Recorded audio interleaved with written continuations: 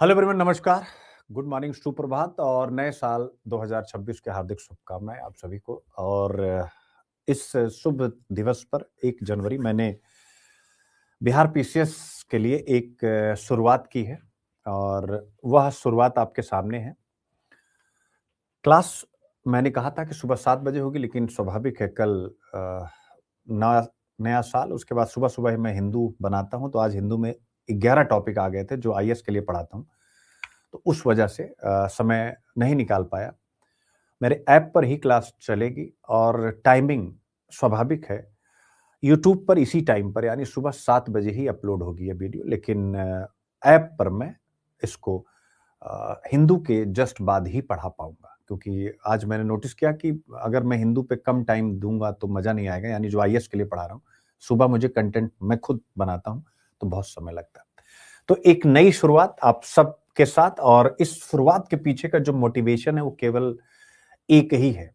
मैं पूरी ऑनेस्टी के साथ कह रहा हूं, और वो है 300 नंबर का यह निबंध, और जिसमें मुझे दिल से ये पता है कि इसमें मेरी पकड़ बहुत अच्छी है, क्योंकि मैं आईएएस में अपने सभी अटेम्प्ट्स में, मेंस में बहुत अच्छा मार्क्स उठा चुका हूं। और दूसरा, मेरे स्टूडेंट्स जो आईएएस में तैयारी किए हैं, इसी चैनल पर अगर आप जा करके देखेंगे, प्रमोद कुमार हैं जो स्टेट पीसीएस में यूपी में सिलेक्टेड है।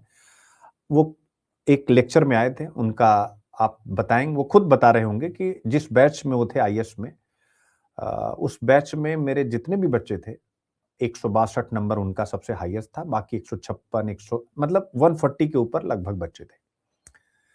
और ऐसा ही हमेशा होता है, यानी जो भी मेरे स्टूडेंट हैं, मेरा फोकस ऐसे पर बहुत रहा है। तो ऐसे मुझे पढ़ाने में मजा आता है, और मैं चाहता हूं इस ऐसे को बहुत जबरदस्त अपडेट करूं जो बिहार पीसीएस में आपसे पूछे जाते हैं। और साथ में ऑब्वियसली जीएस पेपर 1-2 का वैल्यू एडिशन तो अपने आप हो जाएगा, जो मैं आईक्यूआईपी करता हूं यूपीएससी में।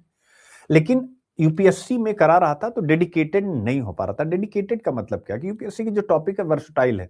यूपी जो बिहार पीसीएस का सिलेबस, उसका थोड़ा एक अलग रूप है, उसका अपना अलग रुख है, और बिहार का स्पेशल कॉन्टेक्स्ट है। तो हर एक आर्टिकल बिहार के स्पेशल कॉन्टेक्स्ट में नहीं जा सकते। तो अब मैं उन्हीं आर्टिकल्स को चूज कर रहा हूं जो बिहार के स्पेशल कॉन्टेक्स्ट में जा रहे हैं। जैसे बिहार एक कृषि राज्य है, और जो भी बच्चे नए होंगे जो बिहार पीसीएस की तैयारी करने जा रहे हैं, एक बार एक्सपीरियंस जरूर काउंट कीजिएगा, जिससे कि आप सब आ, मुझ पर विश्वास कर सके कि चीजें बेहतर होंगी। जो भी एनालिसिस होगा, जो भी मैंने यह संकल्प लिया है, तो आईएएस का इंटरव्यू दे चुका हूं, और 2012 से अभिव्यक्ति सिविल सर्विसेज मैगजीन निकालता रहा, जो बहुत फेमस थी। अब वह एक नए नाम से आती है, एडवांस आईक्यूआईपी एग्जाम हॉल गाइड, अब ऑनलाइन ही केवल आती है। 2014 से ही मुखर्जी नगर में अभिव्यक्ति आईएएस चला रहा हूं, और अभी ऑनलाइन ही आपके सामने हूं, क्योंकि आपको पता है ऑनलाइन यहाँ पर बहुत सारे इश्यूज हैं मुखर्जी नगर में, यानी परमिशन वगैरह, क्लास वगैरह का इश्यू चल रहा है। और 5 साल अनअकैडमी का टॉप एजुकेटर रहा हूं, और उसके बाद इस स्टार्टअप में भी काम करने का एक्सपीरियंस है, as a director and content है।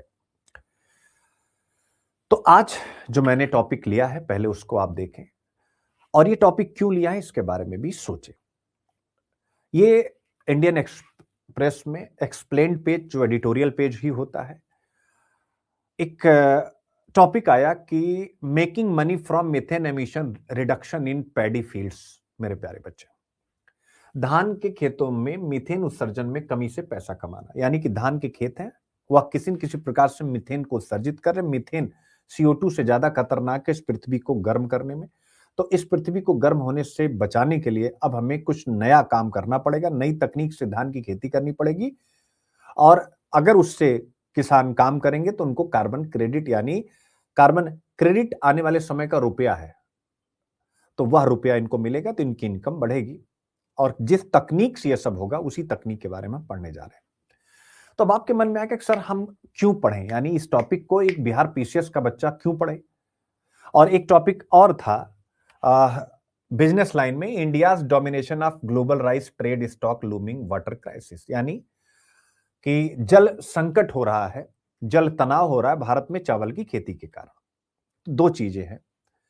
अब दोनों टॉपिक बिहार के पास, यानी आईक्यूआईपी बीपीएससी, आप देख सकते हैं एक नई श्रृंखला शुरू हुई। अब ये दोनों टॉपिक बिहार की जो तैयारी कर रहे हैं वो क्यों पढ़ें? तो सबसे पहला उत्तर इसका यही है मेरे प्यारे बच्चों। बिहार एक कृषि राज्य है, कृषि प्रधान राज्य है, तो कृषि में नए रिफॉर्म्स की जरूरत है। क्या है? कृषि में नए रिफॉर्म्स की जरूरत है, नए सुधारों की जरूरत है, इनोवेशन की जरूरत है। क्यों? क्योंकि इनोवेशन यूपीएससी प्रश्न पूछता है कि इकोनॉमिक ग्रोथ भी लाएगा और सोशल वेलफेयर भी लाएगा। और अगर कृषि क्षेत्र के द्वारा हम बिहार की जीडीपी को बड़ा करें, किसानों की इनकम को बढ़ाएं, तो स्वाभाविक रूप से यह नवाचार जो आज आपको सिखाने जा रहा हूं कि धान के खेतों में मीथेन उत्सर्जन को कैसे कम करना है, किस टेक्निक से कम करना है, उस इनोवेटिव तरीके से अगर बिहार में खेती हो, क्योंकि बिहार कृषि राज्य, कृषि प्रधान राज्य, वहां की जीडीपी में कृषि का सबसे बड़ा हिस्सा है।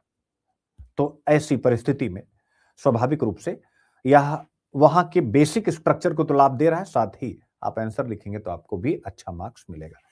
तो यह विषय उद्देश्य मेरा यही है कि बिहार के पॉइंट ऑफ व्यू से एडिटोरियल को चूज करना, ना कि एडिटोरियल है इसलिए जबरदस्ती उसको बिहार के लिए पढ़ाना।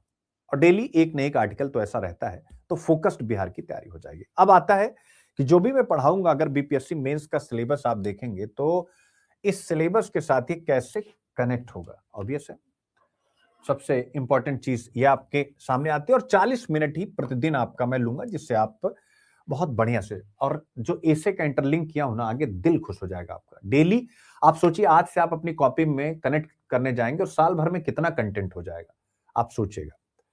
तो अब जैसे जीएस पेपर 1 में देख लीजिए, सीधा सिलेबस लिखा हुआ है, न्यूज, वर्तमान, अंतर्राष्ट्रीय एवं राष्ट्रीय महत्व की घटनाएं। तो यह भी टॉपिक आपका सीधा सीधा पेपर 1 का यहां पर सॉल्व होगा, यानी जो मैंने वैल्यू एडिशन की बात की थी। और जीएस पेपर 2 में इंडियन इकोनॉमी देख सकते हैं, उसके साथ भी जुड़ा है, और ज्योग्राफी ऑफ इंडिया के साथ भी जुड़ा हुआ है। तो यह टॉपिक भी देख सकते हैं टिक लगा हुआ। आज का टॉपिक इसके साथ कनेक्टेड है कि नहीं कनेक्टेड, आप मुझे बताएं।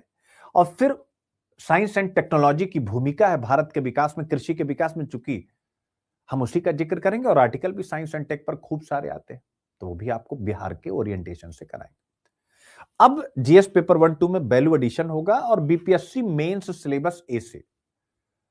तो जितने भी फिलोसफिकल ऐसे आते हैं मेरे प्यारे बच्चों, एथिकल, फिलोसफिकल, या जो भी बिहार की समस्याएं, समाधान, संभावनाओं से संबंधित, बिहार की लोकप्रिय कहावतों और लोकोक्तियों से संबंधित निबंध, इस प्रकार के जो भी विषय आ रहे हैं, उन सभी निबंधों को मेरा लेक्चर बहुत अच्छे ढंग से शामिल करेगा। यही मेरा कोर उद्देश्य है, यानी सेक्शन ए, सेक्शन बी और सेक्शन सी, ये 3 सेक्शन है, इनको आपको समझाना कि कैसे आप आजकल के मुद्दों से अपने आंसर को ना केवल इनरिच करें, अपितु उसको सीख करके जब आप एसडीएम बने और बाद में जाकर के आप आईएएस बने और बाद में आप सचिव वगैरह बने। चूंकि राज्य में अगर केंद्र जैसी सरकार नहीं है, राज्य की सरकार अगर अलग है, तो राज्य की सरकारें जो एसडीएम होते हैं उनको बहुत ज्यादा महत्व देती हैं आगे चल करके ही प्रशासन में, डिसाइसिव पोजीशन में। तो कल को आप सचिव बने, मुख्य सचिव बने, तो आप इस प्रकार की नीतियों पर चिंतन कर सकें, अपना तर्क रख सकें और उस समय की परिस्थिति के हिसाब से आप इसको आगे बढ़ा सके। यह मेरा,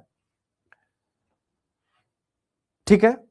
अंकुर कुमार कह रहे हैं सर एसे के लिए स्पेशल क्लास लेके आए। ठीक है, बिल्कुल लाएंगे, अभी पहले ये कर लेते हैं। ठीक है, तो वाई इन न्यूज यानी खबरों में क्यों है, तो ये जो आर्टिकल आपके सामने है आप देख सकते हैं कि हाल ही में एक लेख में बताया गया कि धान की खेती यानी पैडी कल्टीवेशन में अपनाई जाने वाली एक पद्धति, यानी धान की खेती की एक पद्धति, alternative wetting and drying, AWD इसका नाम है। इसके माध्यम से हम मीथेन जैसी जो खतरनाक ग्रीन हाउस गैस है उसका उत्सर्जन घटा सकते हैं। यानी टेक्निक क्या कर रही है, मीथेन के उत्सर्जन को कम कर रही है। तो तकनीक पर अगर कोई भी बिहार पीसीएस में निबंध पूछता है, यानी तकनीक का क्या रोल है, और पूछा भी है, तो बीपीएससी एसे में आप क्या करेंगे, आप लिखेंगे इसी एग्जाम्पल को कि देखिए तकनीक कैसे मीथेन के उत्सर्जन को कम कर रही है। ना केवल मीथेन, और आपको पता है कि पृथ्वी को गर्म करने में मीथेन CO2 से 28 गुना, 28 टाइम ज्यादा खतरनाक है। तो एक बड़ी राहत हो गई। दूसरा, यानी हम इसके माध्यम से क्लाइमेट स्मार्ट एग्रीकल्चर कर रहे हैं। आप ऐसा समझिए, ये टेक्नोलॉजी क्लाइमेट स्मार्ट एग्रीकल्चर का एक तकनीकी रूप है। आप क्लाइमेट स्मार्ट एग्रीकल्चर का भी जिक्र कर रहे हैं तो भी ये टेक्नोलॉजी आ जा रही है। फिर कहा जा रहा है कि दूसरा, मेरे प्यारे बच्चों, जो पानी है उसकी बड़ी मात्रा में बचत की जा सकती है, दूसरा लाभ। और तीसरा लाभ है कार्बन क्रेडिट, यानी जब आप अपनी जमीन पर उत्सर्जन कम करेंगे तो भारत सरकार भी कार्बन क्रेडिट का मैकेनिज्म लॉन्च कर चुकी है, जो धीरे धीरे पूरे देश में व्यवसाय यानी व्यापार का एक माध्यम बनेगी। कार्बन क्रेडिट क्या है? जैसे मान लीजिए कि एक कंपनी है, कंपनी का नाम है एक्स, यानी मान लीजिए मेरी कंपनी, आपकी कंपनी। इस कंपनी को और सभी कंपनियों को सरकार ने कहा कि 1 यूनिट के उत्पादन में आप केवल 10 टन कार्बन उत्सर्जित कर सकते हैं। बट इस कंपनी के प्रोडक्ट ऐसे हैं कि 10 टन अभी जब सरकार नीति लाएगी, तकनीक की कमी है हिंदुस्तान में, तो यह क्या करेगा? 10 टन के बराबर उत्सर्जन नहीं, इससे ज्यादा ही करेगा, 12 करेगा ही करेगा, 15 करेगा, यानी जितना वो कर रहा है उतना करेगा, धीरे धीरे कम करेगा। बट इसको ये कोटा पूरा करना नहीं तो सरकार इसके ऊपर पेनाल्टी लगाएगी। तो जो ये एक्स्ट्रा कर रहा है, इसको ये क्या करेगा? यानी इसको पूरा करना, ये बाय करेगा, ये क्या करेगा? यानी लोगों से खरीदेगा।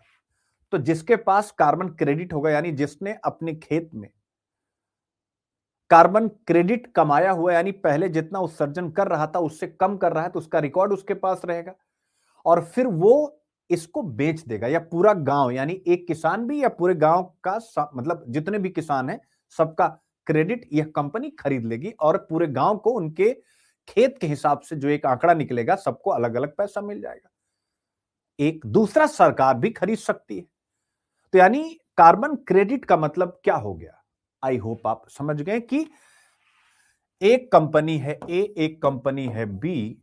समझिएगा, एक दोनों के लिए सरकार ने निर्धारित किया कि आप इससे ज्यादा उत्सर्जन नहीं कर सकते। जो कंपनी, जैसे कंपनी बी अगर इससे ज्यादा उत्सर्जन करेगी तो बी ए से कार्बन क्रेडिट खरीदेगी, नहीं तो इससे पनिशमेंट मिलेगा।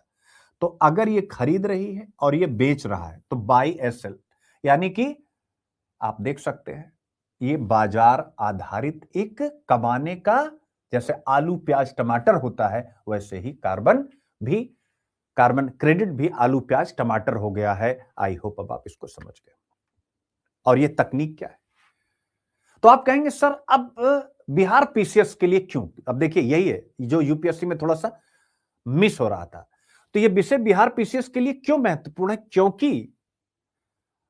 क्यों पढ़ा रहा हूं? अब कुछ बच्चे कहेंगे सर यही टॉपिक ना हिंदू में आपने डिस्कस कर दिया था। तो मैंने कहा तो रोज आ रहा है, इसलिए टॉपिक वहां भले हुआ तो रिपीट तो होता ही रहता है, क्योंकि बिहार की कंडीशन सेम ऐसी है। Bihar is a rich dominated state, rice dominated state.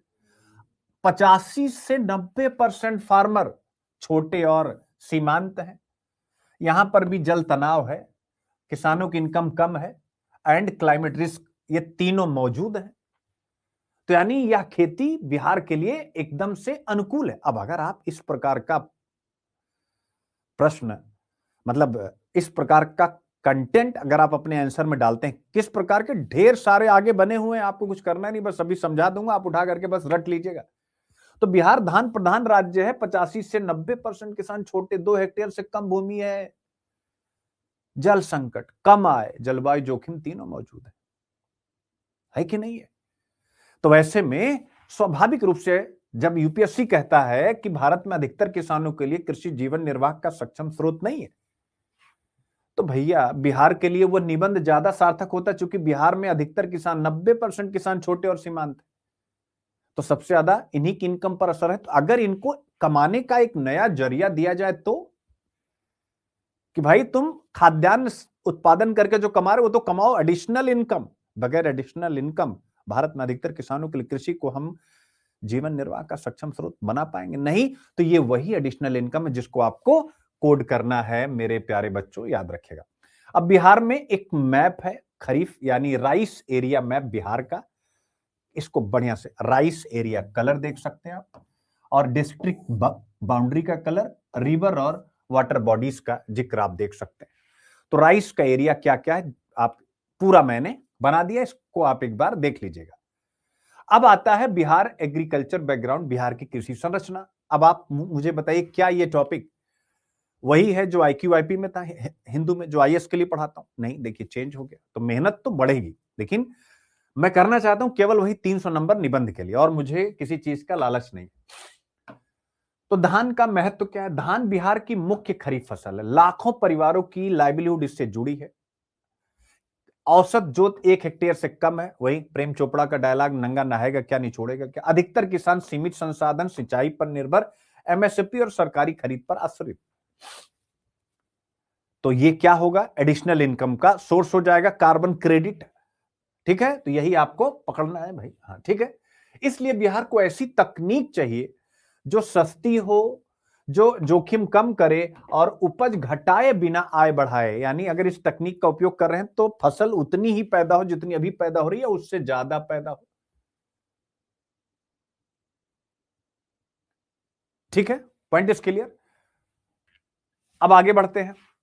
पारंपरिक धान की खेती और समस्या, ट्रेडिशनल मेथड एंड प्रॉब्लम। पारंपरिक तरीका क्या है आप सबको पता है, यानी खेती कैसे की जाती है। जैसे पहले बेरन डाली जाती है, फिर उसके बाद पानी से लबालब खेत होता है, और फिर उसमें जा करके धान की रोपाई होती है। यानी 4 से 5 सेंटीमीटर पानी में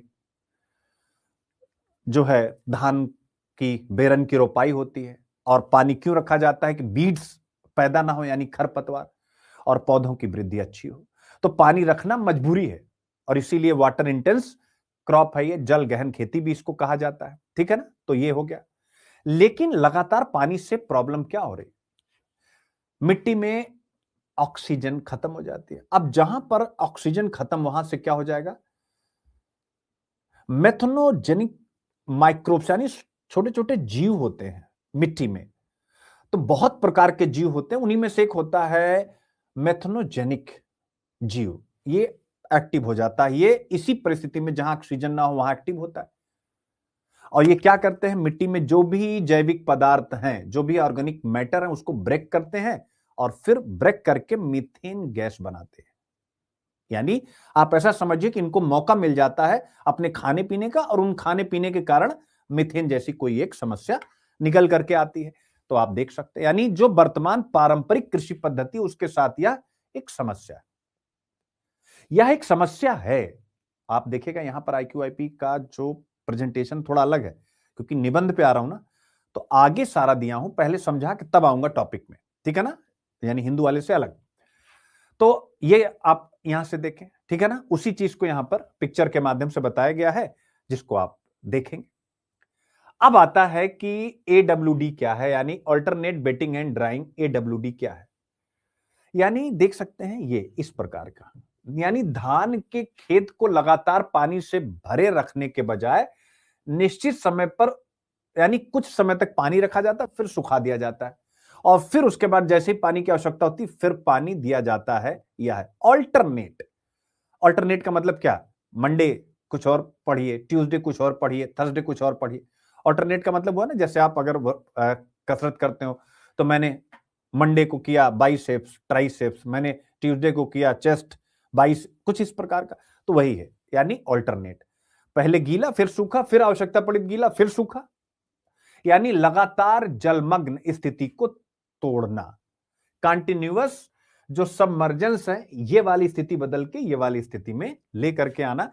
और इसको आप मैप में भी बना सकते हैं, जैसे सिंपल ऐसे ऐसे इधर पानी लिख दीजिए, इधर ऐसे ऐसे मिट्टी बना दीजिए।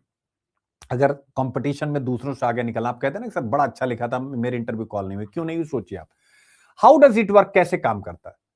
वही जो मैंने बताया, कुछ दिन भरा, कुछ दिन सुखाया, फिर कुछ दिन भरा, फिर कुछ दिन तक, यानी अब उसका एक मैकेनिज्म दिया हुआ। तो इसको आप जो है याद करें ना करें, लेकिन फिर भी पहले 20 दिन खेत में पानी, अगले 45 डेज 6-6 दिन के 2 ड्राई साइकिल्स, पानी का स्तर मिट्टी से 10-15 सेंटीमीटर नीचे जाने दिया जाता है। ऐसे बिल्कुल ऐसे ऐसे मिट्टी फट जाती है। इसके लिए खेत में मेरे प्यारे बच्चों छेद वाली पाइप लगाई जाती है, ताकि पानी का स्तर मापा जा सके। ठीक है ना, तो एक पाइप लगाई जाती है, जिससे पाइप मतलब पानी का स्तर मापा जा सके, और माप करके फिर उसकी। अब आता बिहार के संदर्भ में इसकी इंपॉर्टेंस क्या है। चलते चलिए, अभी आपको एक मॉडल भी कराऊंगा, तब आपको लगेगा कि ये कुछ अलग जा रहे हैं। वाटर सेविंग, यानी पानी बचाएगा। आप देख सकते हैं, यानी जो ऑल्टरनेटिव मेथड है, वह 3.1 मिलियन लीटर पर एकड़ लेगा, पारंपरिक 5 मिलियन लीटर। तो आप देख सकते हैं कितनी बचत हुई, लगभग 1.9 मिलियन लीटर पर एकड़ की, यानी 35 से 40% वाटर सेविंग हो रही। बिहार के दक्षिणी जिलों गया, नवादा, रोहतास के लिए यह अत्यंत उपयोगी है। मजा आ गया। तो बिहार के दक्षिणी जिलों के लिए, इसीलिए मैंने इसका एक AWD का गया मॉडल भी बना दिया है। तो आप मुझे बताएं, बिहार के आप लोग पढ़ने वाले, क्या बिहार के दक्षिणी जिलों के लिए यह महत्वपूर्ण है जहां पर पानी की समस्या है? तो पहला फायदा यह होगा पानी की बचत। उदाहरण कहां पर होगा यह भी बता दिया गया। दूसरा, मीथेन उत्सर्जन में कमी।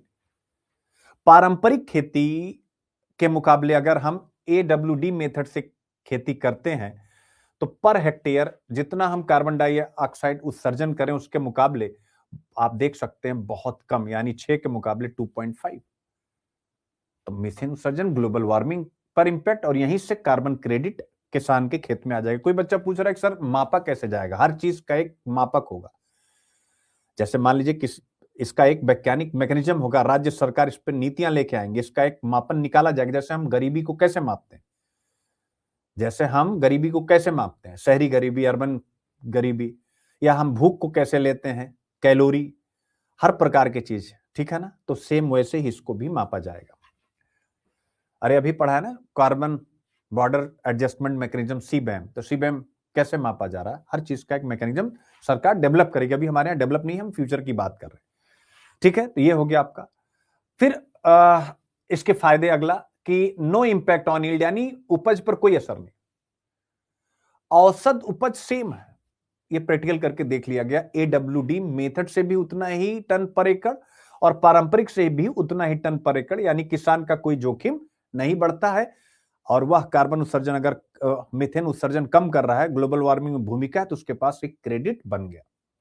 उसके लिए सरकार पैसा देगी स्वाभाविक रूप से, या सरकार उसको सब्सिडी के या कर्ज के मैकेनिज्म से भी जोड़ सकती है कि भाई जो ऐसा करेंगे उनको सब्सिडी में ज्यादा राहत दी जाएगी, यानी जितनी मिल रही उससे कुछ और दूसरा उनको ऋण वगैरह में भी कुछ राहत और मिल सकती है। ऋण राहत का मतलब ब्याज दर में थोड़ा सा कुछ और उनको कमी मिलेगी। What is a carbon credit? Carbon credit मैंने आपको बता ही दिया क्या है, यानी सरल भाषा में अगर आप प्रदूषण घटाते हैं, ग्रीन हाउस गैस कम करते हैं, तो आपको एक कार्बन क्रेडिट मिलता है। जैसे आपको 10th और 12th या किसी भी क्लास में आप पास करते हैं तो आपको एक सर्टिफिकेट मिलता है नहीं कि आप इस स्कूल से इतने % इन विषयों में पढ़ करके 10th किया है, आपने 12th किया है, यानी मार्कशीट के अलावा भी आपको एक सर्टिफिकेट मिलता है ना। क्यों मिलता है? वही आप, और कहीं भी आप IAS का भी इंटरव्यू देने जाएंगे, बिहार PCS का भी, तो वही सर्टिफिकेट ही आपसे आपके डॉक्यूमेंट के रूप में लिया जाता है, उसी से आपकी क्रेडिबिलिटी पता चलती है। तो कार्बन क्रेडिट मिलेगा, यानी एक सर्टिफिकेट मिलेगा कि इनके खेत में इतने टन का कार्बन डाइऑक्साइड जो है संरक्षित हुआ है। अब उसका जो रेट उस समय होगा, वो चाहे ऑनलाइन माध्यम से या किसी अन्य माध्यम से आप उसको अपलोड करेंगे और आपके खाते में सरकार पैसा भेजेगी। ऐसा मैकेनिज्म सरकार बना रही है और काफी हद तक वो बन चुका है, ठीक है? इसको मैंने, तो कार्बन क्रेडिट यानी 1 टन कार्बन डाइऑक्साइड उत्सर्जन अगर आप कम करते हैं, ठीक है, तो क्या क्या होगा मैंने आपको बता दिया। अब आता है AWD से कैसे मीथेन घटाने से कार्बन डाइऑक्साइड, वही उस कटौती को वेरीफाइड डेटा के आधार पर बेचा जाता है और फिर आपको पैसा मिलता है। और अभी उसका रेट भी अगर भारतीय मुद्रा में देखें तो आप देखें कितना मिल रहा है, अच्छा खासा रेट मिल रहा है। आप देख सकते हैं प्रति हेक्टेयर 3,300 और प्रति एकड़ 1,300 रुपए आपको मिल रहा है। इस समय भारत में कार्बन क्रेडिट का रेट भी दे दिया गया है, ठीक है? तो ये किसानों की एडिशनल इनकम हो जाएगी। तो जो हम पढ़ते हैं भारत में अधिकतर किसानों के लिए कृषि जीवन निर्वाह का सक्षम स्रोत नहीं, वो जीवन निर्वाह का सक्षम स्रोत हो जाएगी। तो स्वाभाविक है बिहार की अर्थव्यवस्था के लिए इसके मायने क्या हैं? स्वाभाविक वही जो मैंने आपको स्टार्टिंग से बताया कि फार्मर इनकम का डाइवर्सिफिकेशन हो गया, यानी MSP के अलावा climate linked income, climate linked PLI होता है ना, वो मैंने यहां पर CLI कर दिया। क्लाइमेट लिंक्ड इनकम बाजार के उतार चढ़ाव से फसलों की कीमत के कुछ हद तक सुरक्षा प्रदान करेगी। ग्रीन जॉब्स क्रिएट होंगी, ग्रामीण युवाओं के लिए नए रोजगार के अवसर पैदा होंगे और ऑब्वियस है जल संरक्षण में एक सहायता मिलेगी और उत्सर्जन में कमी मिलेगी, और ये कृषि का एक धारणीय मॉडल, सस्टेनेबल फार्मिंग मॉडल होगा। इससे हम सस्टेनेबल डेवलपमेंट गोल के आर्टिकल नंबर 13 यानी क्लाइमेट एक्शन को भी यहां पर आगे बढ़ाते हुए चल रहे हैं। लेकिन चुनौतियां क्या? बिहार है, ऑब्वियस है, पिछड़ा राज्य है, सबसे आखिरी पायदान पर है, तो किसान भी एक तो 90% तक छोटे और सीमांत हैं, और शिक्षा की चुनौती वहां व्यापक है। तो किसान जो वंचित स्थिति में है वो स्वाभाविक है, पढ़े लिखे नहीं, अवेयर भी नहीं है, और अवेयरनेस का कोई सिस्टम भी नहीं। तो पहली अवेयरनेस की कमी। इस प्रकार की खेती करेंगे कैसे? जैसे अभी आपने पूछा, आप यूपीएससी की तैयारी कर रहे हैं और आपने मुझसे पूछा कि सर, निकिता शायद आपने पूछा, सर ये कैसे नापा जाएगा, कैसे किसको मिलेगा, मेजरमेंट कैसे लिया जाएगा? तो सोचो, जबकि मैं कार्बन क्रेडिट ना जाने कब से आप लोगों को यूपीएससी में पढ़ा रहा हूं, क्या है क्या नहीं। बच्चों कमेंट किए जो पहले से कम से कम कार्बन क्रेडिट पे पिछले 1.5-2 सालों में मैं 50 लेक्चर तो कम से कम कराया हूं। समझ में आ रहा है? तो भाई उनको कैसे समझ? तो अवेयरनेस की कमी। किसान अभी भी पानी ज्यादा अच्छी फसल मानते हैं, यानी पानी खूब दोगे तो फसल अच्छी होगी। तो ऐसे में इस ऑल्टरनेटिव एग्रीकल्चर मॉडल के लिए किसानों को ट्रेनिंग और डेमोन्स्ट्रेशन यानी प्रैक्टिकल, जैसे किसी भी वर्चुअल सिस्टम से उनको दिखाना, उनको समझाना, तब जाकर के हो पाएगा। दूसरा, इंस्टीट्यूशनल रिस्क। कार्बन मार्केट जटिल है, क्योंकि ये फार्मर से सीधे कॉन्ट्रैक्ट नहीं हो रहा है, ऑब्वियस है। यह एग्रीगेटर्स पर निर्भर करता है, यानी कुछ बिचौलिए होंगे जो कार्बन क्रेडिट मार्केट, बिचौलिए मतलब कोई भी ऐप, कोई भी संस्था, तो ऑब्वियस है उनके शोषण का भी खतरा है। ऐसा दूसरा पॉइंट यहां पर उठाया गया। अब ये हो गया, पूरा टॉपिक खत्म हो गया। एक बार मुझे बताएं, टॉपिक खत्म हुआ?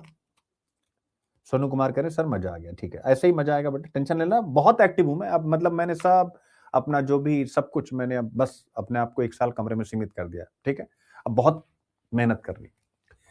आप उत्तर में अब कैसे आएगा? Answer writing value points. तो कोई भी आंसर आप लिखेंगे तो क्लाइमेट स्मार्ट एग्रीकल्चर ये है, low effort high impact farming का उदाहरण है, non price income for farmers है, methane abatement in rice cultivation है, वाटर क्लाइमेट इनकम कन्वर्जेंस है, यानी ये सब इनको रट लीजिए।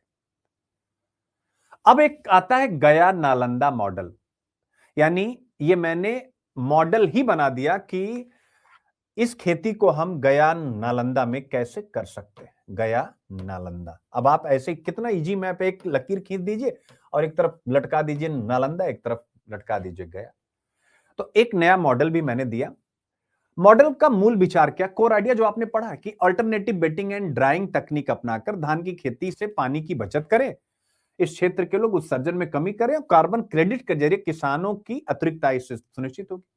यह मॉडल कृषि, जलवायु, आजीविका का एक इंटीग्रेटेड सॉल्यूशन प्रस्तुत करता है। अब आप ये देखो चालाकी, आप वो सब कुछ मत लिखो।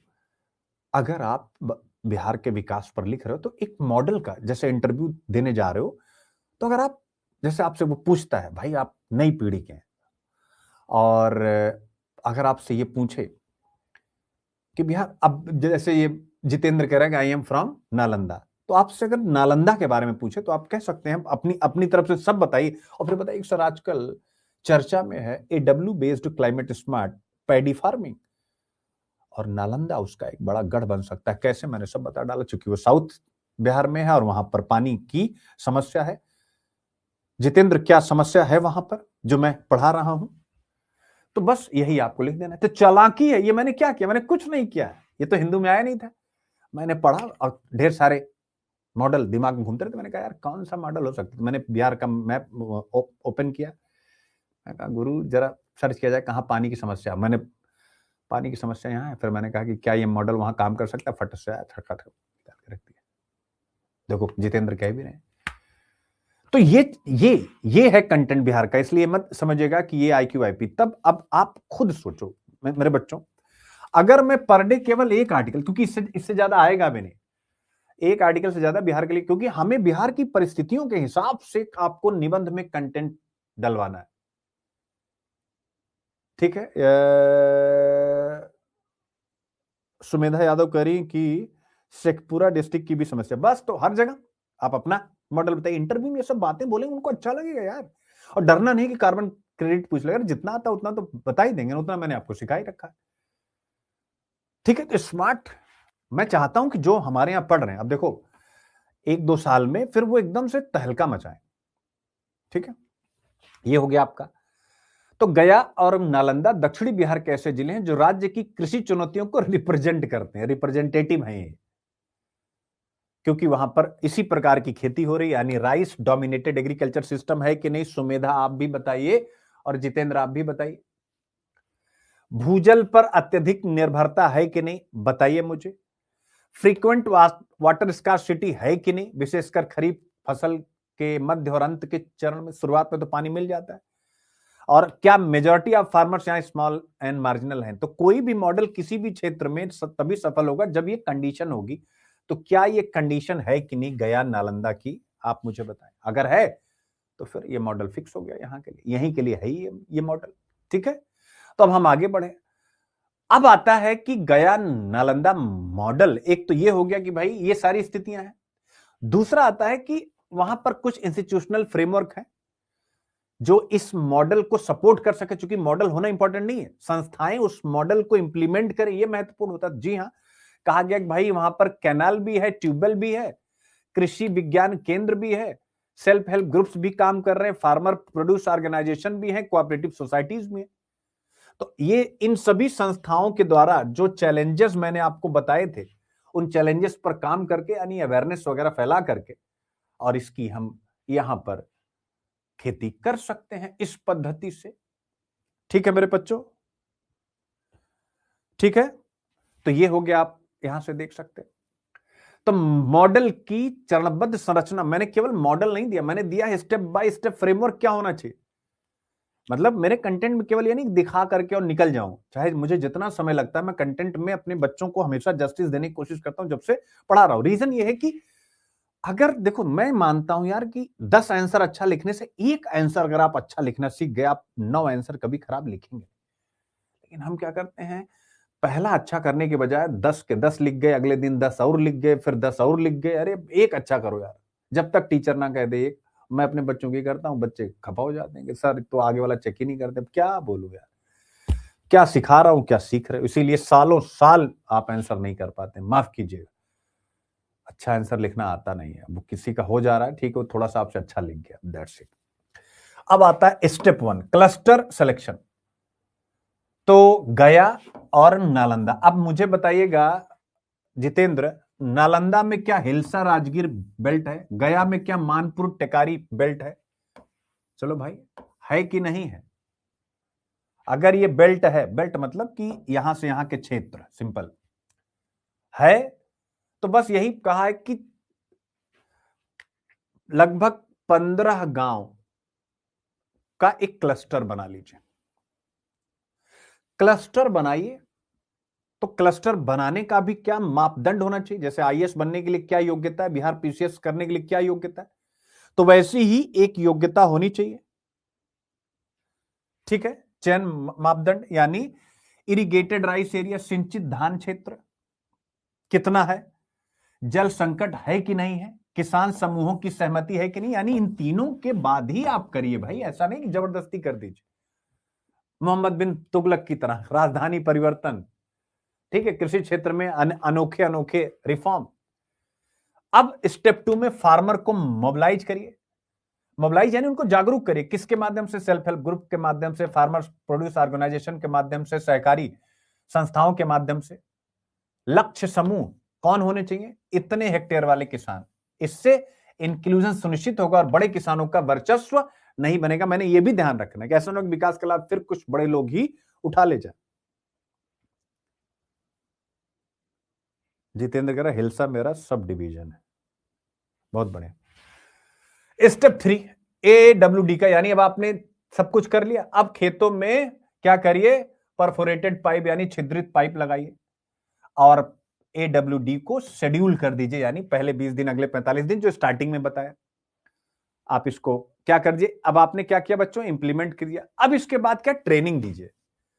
कृषि विज्ञान केंद्र, कृषि विभाग और जितने भी आपके स्टार्टअप और एनजीओ, क्योंकि बगैर स्टार्टअप और एनजीओ के ये काम हो नहीं पाएगा, तो जो इनको टेक्निकल पार्टनर कहते हैं, तो इन टेक्निकल पार्टनर्स को आप क्या करिए, लेकर के किसानों को देख सकते हैं आप ट्रेन करना स्टार्ट कीजिए। ठीक है, क्या करिए, इनको ट्रेन करना स्टार्ट कीजिए और फिर मॉनिटरिंग कीजिए, रिपोर्टिंग कीजिए और वेरिफिकेशन के लिए तैयार रहिए। यानी आप हर एक स्टेप पे कितनी मीथेन की कटौती हो रही है, हर प्रकार का डेटा आप अपने पास रखिए। ठीक है, मॉनिटरिंग, रिपोर्टिंग एंड वेरिफिकेशन लगातार करते रहिए जिससे कि सही डेटा आ पाए। फिर इसके बाद अब जब कुछ हो रहा है तो कार्बन क्रेडिट को जोड़ दीजिए। क्यों? क्योंकि छोटे किसान सीधे बाजार में नहीं जा सकते, इसलिए एफपीओ यानी किसान उत्पादक संगठन, सेल्फ हेल्प ग्रुप, यही कार्बन एग्रीगेटर बने, यानी कार्बन एग्रीगेटर के रूप में ये काम करें, यानी पूरा डेटा इनके पास हो और इन्हीं के थ्रू जो लाभ होता है वो पहले इन तक आए और फिर इनके माध्यम से इनके सदस्य किसानों को मिले। जिला स्तर पर क्रेडिट का एक पूल बनाया जाए, राज्य साझेदार एजेंसी द्वारा इनको सर्टिफिकेट किया जाए और बिक्री की जाए। यानी किसान नहीं जाएंगे, किसान के प्रतिनिधि एफपीओ इस पूरे 0 से 15 गांव जो हमने लिया है क्लस्टर का, उसका सारा का सारा कितना कार्बन उत्सर्जित, मतलब कितना कार्बन एमिशन रोका गया है, कितनी कार्बन क्रेडिट कमाई गई है, उसको ये देखेंगे।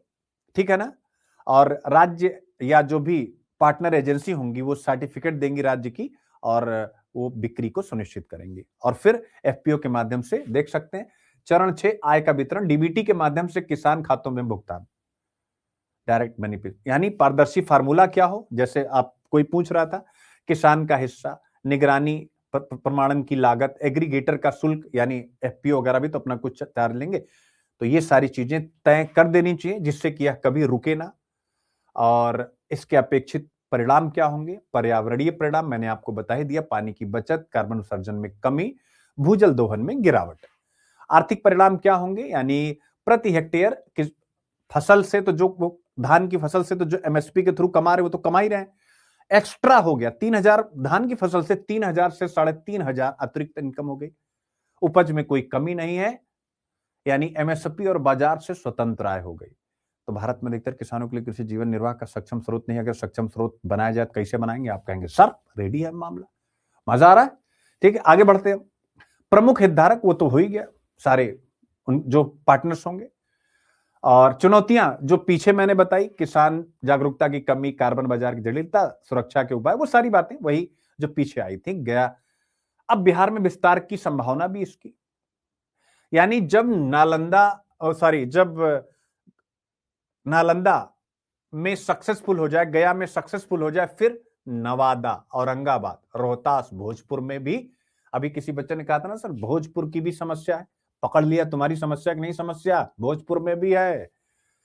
ठीक है ना, साउथ बिहार को बिहार के लिए प्राइड यानी गौरव का साधन बना दे, क्लाइमेट स्मार्ट राइस बेल्ट, पूरा south Bihar climate smart rice belt के रूप में पूरे देश में जाना जाए, आप समझ गए। और फिर लिखा जाए हमें बिहारी होने पर गर्व। क्यों? क्योंकि हम कुछ ऐसा करते हैं जो और कोई नहीं करता।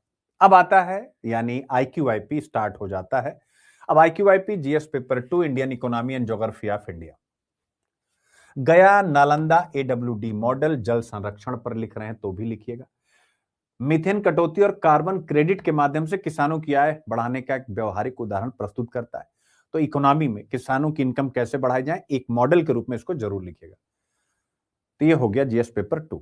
अब आता है निबंध, सतत विकास पर कुछ भी लिख रहे हैं, यानी सस्टेनेबल डेवलपमेंट का एक टूल है कि नहीं AWD मॉडल, कृषि संकट जो है उसका एक समाधान है कि नहीं, ग्रीन इकोनॉमी पर अगर आप कुछ लिख रहे हैं तो जोड़ेंगे कि नहीं, और इंटरव्यू जो अभी देने जा रहे हैं, Bihar specific solution, policy oriented अपनी थिंकिंग और प्रैक्टिकल पर्सपेक्टिव अगर दिखाना है तो आप स्वाभाविक रूप से इसको भी यूज कर सकते हैं। इस बार के इंटरव्यू में कंक्लूजन आता है, गया नालंदा मॉडल बिहार के लिए कृषि उत्पादकता, जलवायु उत्तरदायित्व और किसानों की आय सुरक्षा तीनों को एक साथ साधने का व्यवहारिक मार्ग प्रस्तुत करता है। अब बीपीएससी ऐसे टॉपिक जो सीधे इस टॉपिक से जुड़ते हैं। पहला ए से आप बताते जाइएगा। अब यहां से असली सुनील अभिव्यक्ति शुरू। Improving the agriculture system can support the rural economy of the nation, कृषि व्यवस्था में सुधार कर देश की ग्रामीण अर्थव्यवस्था को सशक्त बनाया जा सकता है। बस इतना ही आप लोगों से चाहूंगा, ये जो पीडीएफ है बच्चों, ये पीडीएफ आपको मेरे ऐप से ही मिलेगी, मतलब बाकी अगर आप नहीं लेना चाहेंगे तो स्क्रीनशॉट से भी आपका काम चल जाएगा, आप देख ही रहे हैं और हमेशा चल जाएगा। लेकिन ये मिलेगा जो बच्चे 199 रुपए मंथली का सब्सक्रिप्शन होगा, क्योंकि इसमें काफी काम होता है। तो जो एक नया लड़का मैंने हायर किया, कम से कम उसकी सैलरी हो जाए जो पीपीटी बना रहा है, क्योंकि यूपीएससी की पीपीटी से इसकी बिल्कुल अलग बनेगी। इसलिए मैंने एक अलग टीम बना ली है बिहार की, कि हमें कभी कोई भी मतलब इसमें कोई रुकावट ना है कि आज कंटेंट नहीं बन पाया। मैं तो कंटेंट मेरे लिए बहुत आसान, चूंकि मैं इतने सालों से कंटेंट बना रहा हूं, तो मेरे लिए बहुत ईजी हो गया सारी चीजें। तो कृषि व्यवस्था में सुधार कर देश की ग्रामीण अर्थव्यवस्था को सशक्त बनाया जा सकता है, ऐसा निबंध आपसे पूछा। इस ऐसे की डिमांड क्या है? अब देखिए कितना बढ़िया सब लिखा हुआ, आपको केवल प्रैक्टिस करनी, प्रैक्टिस प्रैक्टिस प्रैक्टिस। इस ऐसे में परीक्षक क्या चाहता है? परीक्षक चाहता है कि भाई आप बताएं कि कृषि व्यवस्था की कमजोरियां क्या हैं, क्योंकि सुधार की बात कर रहा है ना। तो पहले तो कमजोरी, तो आपको बताएंगे कमजोरियां, आपने बता दी। फिर स्ट्रक्चरल रिफॉर्म, यानी सुधार से कैसे किसानों को, इकोनॉमी को, तो किसानों की आय बढ़ेगी, ग्रामीण रोजगार बढ़ेगा, पर्यावरणीय संतुलन होगा। ये सारी बातें आपको लिखनी है। एडब्ल्यूडी आधारित मॉडल से डिमांड कैसे पूरी होती है? कृषि प्रणाली में सुधार है। क्या सुधार? सिस्टम लेवल रिफॉर्म, ऊपरी नहीं, सिस्टम। और केवल उत्पादन नहीं, बल्कि जल प्रबंधन, जलवायु प्रभाव और आय, यानी इनकम डाइवर्सिफिकेशन की। एक खेत से एमएसपी आधारित चावल बेच के भी कमाए और 3,000 3,500 एक्स्ट्रा भी कमाए। तो ऐसे में आप अपने आंसर में क्या दिखाएंगे कि कृषि सुधार केवल बीज खाद नहीं, बल्कि खेती का तरीका बदलना है। ऐसे में कृषि व्यवस्था में अगर यह सुधार किया जाए तो बिहार की ग्रामीण अर्थव्यवस्था और देश की ग्रामीण अर्थव्यवस्था को सशक्त हम बना सकते हैं। ठीक हो गया बच्चे? तो ऐसे में कैसे लिखेंगे? ट्रेडिशनल फ्लडिंग एक समस्या है, उसका समाधान एडब्ल्यूडी है। इससे कार्बन क्रेडिट मिलेगा, ग्रामीणों की इनकम बढ़ेगी। और गया नालंदा मॉडल केस स्टडी आप इससे निबंध में डाल दीजिएगा। यह ऐसे इस टॉपिक से 100% मैच करता है। मैं अपनी तरफ से कह रहा हूं, आपको कितना करता है आपके अपने विवेक पर छोड़ता हूं। दूसरा टॉपिक जो यूपीएससी बिहार पीसीएस ने आपसे पूछा, भारतीय कृषि पर जलवायु परिवर्तन का प्रभाव तथा बचाव। क्या ये पूछा है कि नहीं? एक बार कमेंट करिए भाई, अरे कमेंट करिए भाई।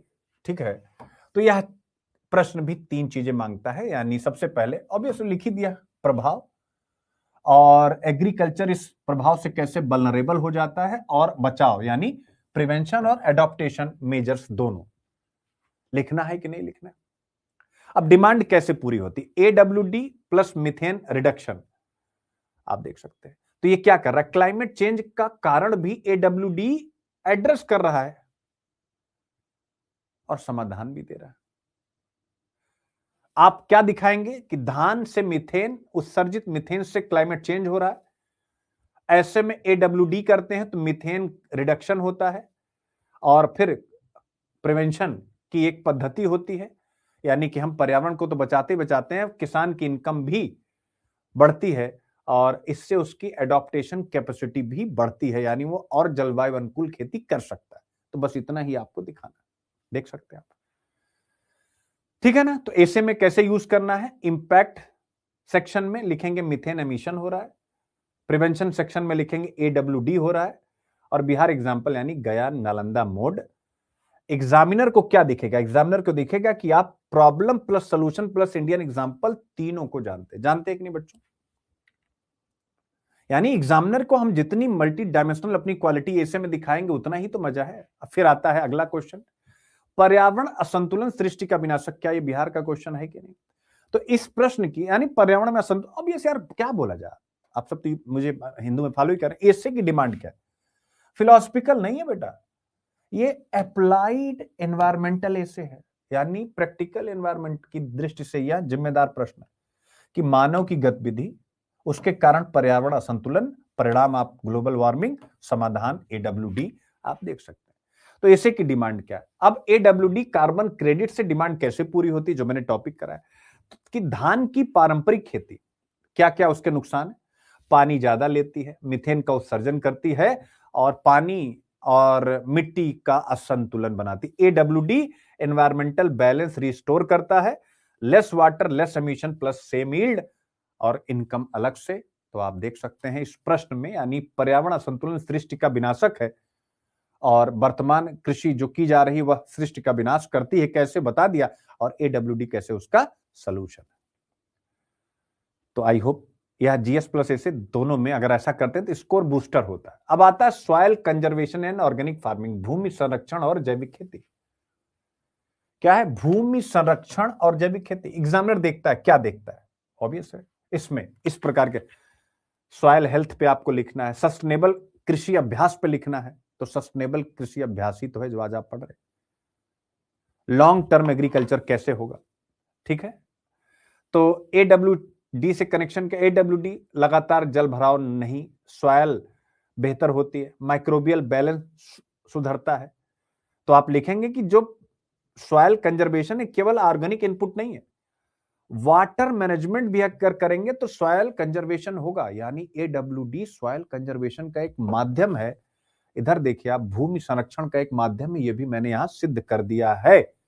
और आप बोलिए 100% कनेक्ट हो रहा है कि नहीं?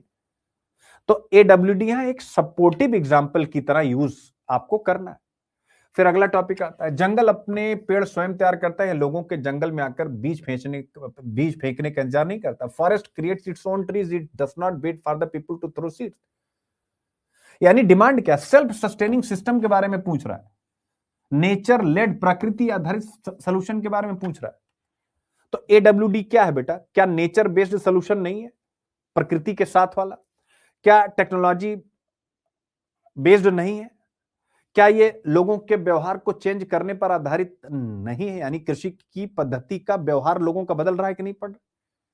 तो इनडायरेक्ट है लेकिन कॉन्सेप्चुअली पावरफुल लिंकेज है, मैं नहीं कह रहा हूं कि डायरेक्ट है, ठीक है। अब उसके बाद आता है मॉडल क्वेश्चन, और जिसका पूरा आंसर भी दिया गया। अब आप सोचिए कि अगर पर डे मैं 2 से 3-4 निबंध का IQ-IP करता हूं और एक मॉडल आंसर देता हूं और GS 1-2 का जो भी कनेक्ट हो उसका वैल्यू एडिशन करता हूं, तो मैं केवल एक प्रश्न अगर रोज करा रहा हूं और 3 से 4 जीएस के प्रश्नों का वैल्यू एडिशन हो रहा है या 1-2 का हो रहा है और लगभग 2 से 3-4 ऐसे का हो रहा है, एक महीने में आप आंकड़ा लगाइए। अगर मैं डेली 5 ऐसे का कर रहा हूं, 3-4 ऐसे तो मैं कर ही दूंगा। तो अगर मैं 3 ले लेता हूं, 3 ऐसे, तो महीने में कितने? अगर मैं 5 दिन क्लास लेता हूं, चूंकि हो सकता है किसी दिन बहुत अच्छा टॉपिक ना आए तो उसमें कर दूंगा 2 और 3 जनवरी एक साथ, क्योंकि जरूरी नहीं कि आपका टाइम लिया जाए। तो मैं अगर मैं 5, पहले तो 6 रोज ही लेते हैं, तो 6 या 18 ऐसे, एक हफ्ते में 18 ऐसे, महीने में सोचिए, और एक साल में सोचिए। बस यही है कि आप सबका दुआ रहे कि ये रुके ना।